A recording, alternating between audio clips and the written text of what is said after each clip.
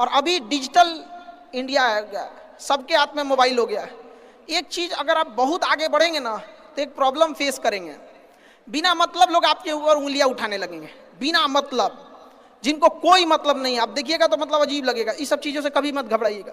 ये कॉस्ट होगी, आपको चुकानी पड़ेगी जब आप बहुत आगे जाएंगे। तो आप लोग बहुत आगे जाएंगे तो पहले से माइंड मेकअप करके रखिएगा। कुछ लोग होंगे जो बिना मतलब आपसे सवाल पूछेंगे, इन लोग को कभी इंटरटेन मत कीजिएगा, क्योंकि अब भाषा थोड़ी हार्ड हो जाएगी, लेकिन एक हार्ड हो जाएगा तो हो जाएगा। बस भाषा, भाव को समझिएगा, भाषा का नहीं। कि कुत्तों की रेस में दौड़ने से घाटा यह है कि जीतने के बाद भी कुत्ता ही कहलाएगा आदमी। एक बार एक रेस में ना कुछ कुत्तों को दौड़ाया गया, बीच में शेर बांधा गया कि कौन तेज दौड़ता है। शेर दौड़ा ही नहीं, कहा कि जीत के भी क्या फायदा, जीतने के बाद वो कुत्ता कहलाएगा। समझा? तो जब आप आगे बढ़ेंगे ना तो ये कॉस्ट है, समझिएगा इस चीज को। पहले ये कम था, क्योंकि पहले लोगों के पास में हाथ मोबाइल वोबाइल कुछ नहीं था, मतलब कानाफूसी में रह जाता था।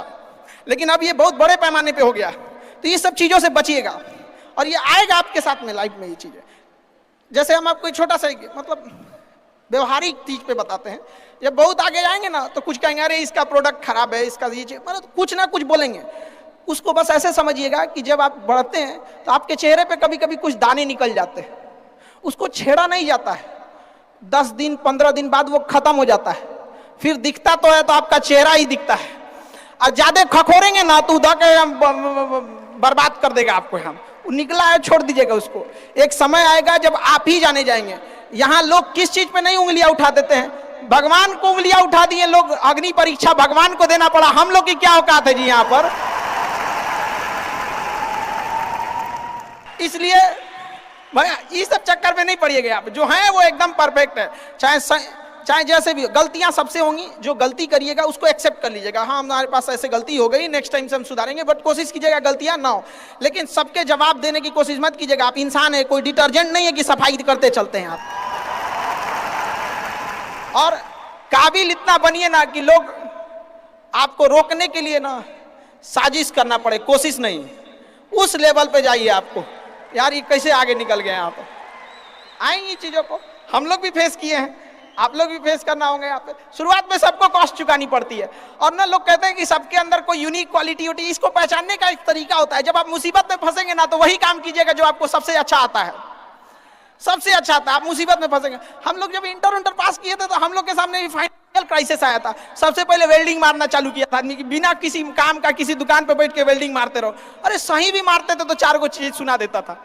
यार ऐसे नहीं, ऐसे होता है, क्या बात करते हैं, बढ़िया मारते थे और वही सुन लेता था आदमी यहाँ पे। फिर धीरे धीरे किसी को पढ़ाना धीरे धीरे चालू किया आदमी। कुछ दोस्तों ने कहा कि भाई तुम पढ़ाओ, ठीक पढ़ाता है, तो आदमी उधर चला गया। तो आपको भी पता है कि आप किस चीज में अच्छे हैं, तो धीरे धीरे अपने आप के अंदर वो पहचानी है, उसको सुधारने की कोशिश कीजिए। और इधर उधर ज्यादा ध्यान नहीं दीजिए। मुसीबत आए तो अपने आप को एक बार थपथपाइएगा कि हाँ आप उस इलीट क्लास में हैं जिसके सामने मुसीबत आई है। और एक समय आएगा कि जब आप इस मुसीबत को पार कर जाएंगे, और एक समय आएगा कि जब यहाँ आके आप अभी अपनी संघर्ष की कहानी बताएंगे कि हम भी ऐसा थे। और हम आप सबसे यही उम्मीद करते हैं कि भगवान से भी हाथ जोड़ के यही दुआ मांगते हैं कि जितने लोग हैं देश के, सबको एक दिन अपनी कहानी सुनानी पड़े। क्योंकि यह देश वीरों की धरती है, वीरांगनाओं की धरती है। यहाँ पर हर बच्चा यहाँ का फौलाद है अपने आप में यहाँ पर। तो ये वक्त है अब ऋण चुकाने का।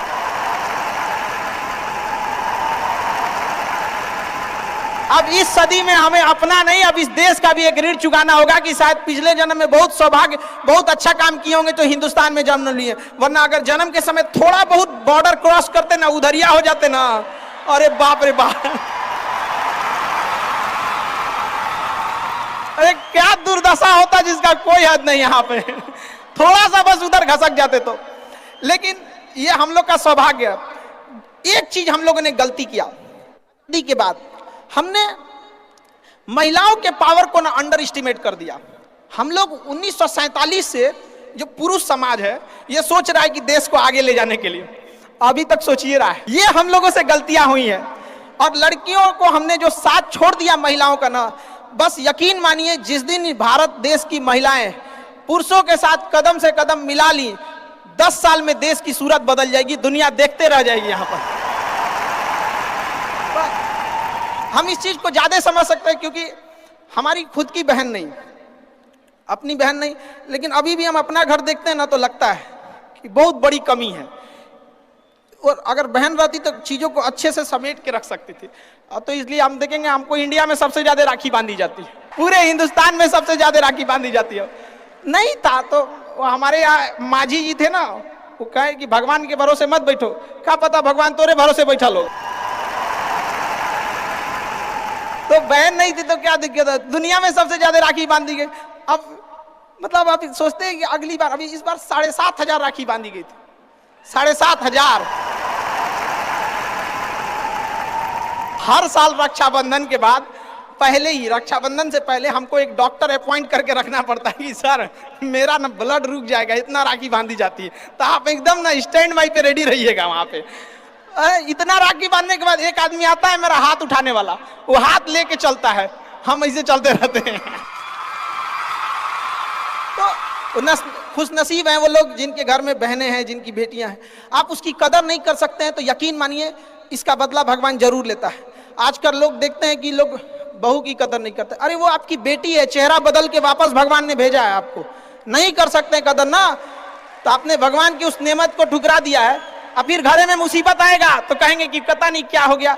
चाहे चांद पे पहुंच जाइए, चाहे जितना भी आगे चल जाइए, अपनी सभ्यता संस्कृति को मत भूलिएगा वरना मिट जाइएगा आप यहां से। यूनान मिस्र रूमा सब लुट गए जहां से, लेकिन मगर है बाकी नामो निशा हमारा। कुछ बात है कि हस्ती मिटती नहीं हमारी, सदियों रहा है दुश्मन दौरे जहां हमारा।